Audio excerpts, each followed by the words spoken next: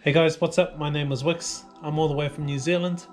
Today I want to talk to you about my 500 kilowatt dream build in my 99 STI Type R WRX Coupe. Let's go.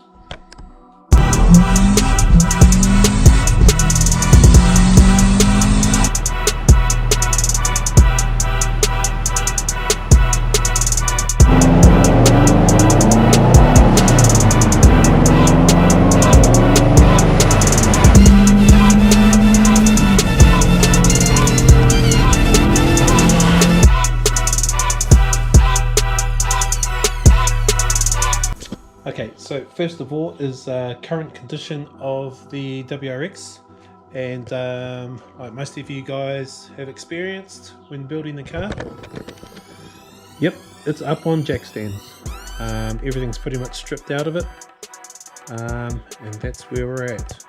It's actually been a real pain in my ass, but I'll show you the current condition anyway. So yep, up on jack stands. Engine bay is fully stripped out at the moment. Good starting point. It was gold yesterday, but I've sanded and primed it, ready for a paint job. But before I do that, I've got to put all the engine gearbox in.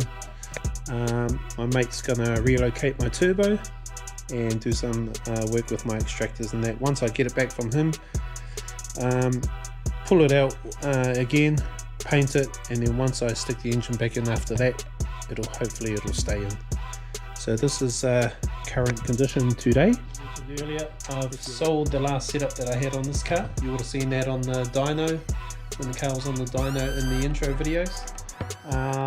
And this time I've bought a whole heap of new gear, and I'll show you that now.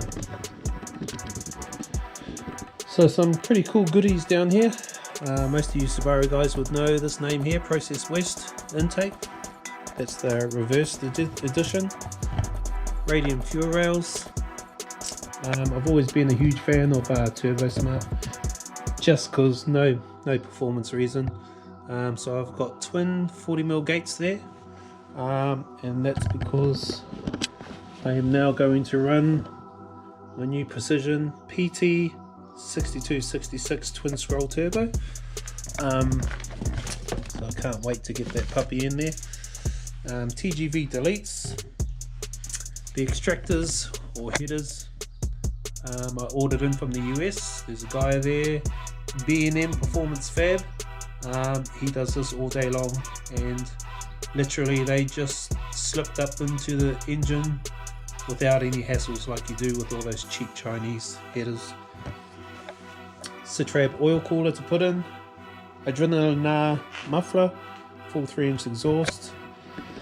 If anyone's from Australia, you would recognise this brand here, PWR. It's a water to air intercooler, and that's my icebox that sits in the boot.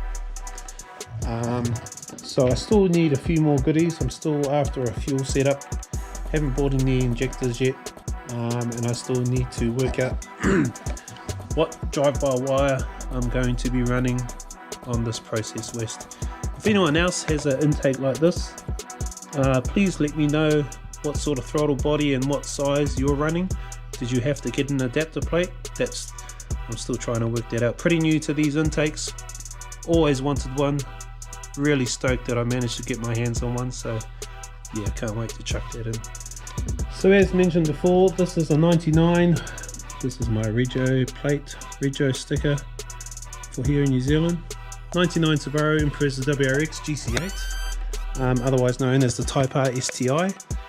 This is the version that comes out with the DC CD diff control, and also with that, my gearbox has a PBG helical gear set in it as well.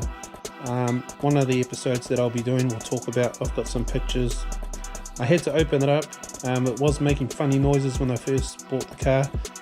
So there's only two reasons it'll do that. One, it's either stuffed, or two, you've got some cool gear in it. So I did open it up and I got lucky. There's some really cool gear in that, so I'll talk about that in another episode. So I've already done a whole heap to this car. that I'll be talking about in other videos as well. One example is I do have a wide body kit on the back. I'm not sure if you can see it in the sunlight. That is a fiberglass kit that I've managed to blend in and make it look like it was actually part of the car. I did get some wide front fenders, but a typical thing that happens with a lot of the fiberglass gear when you get them from overseas is they hardly line up and they don't really bolt up. So that's what happened to my front ones. So I got rid of those. I ended up flaring my own guards, but it was still rubbing, still not wide enough. So I'll just show you what I'm up to quickly with my front guards just out here. And I've kind of decided just to make my own front wide steel guards. Pretty much finished all the welding. We're up to bogging and just getting them to look pretty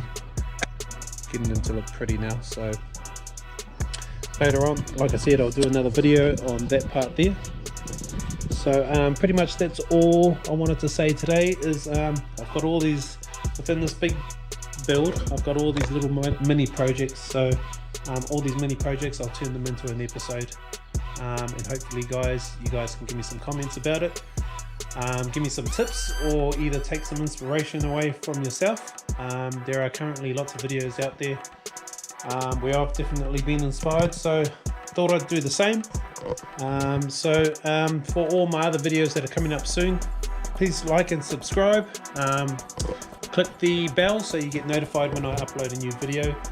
Hoping to do a video at least one per week, so we'll see how we go with that, and we'll see you in the next video. Cheers.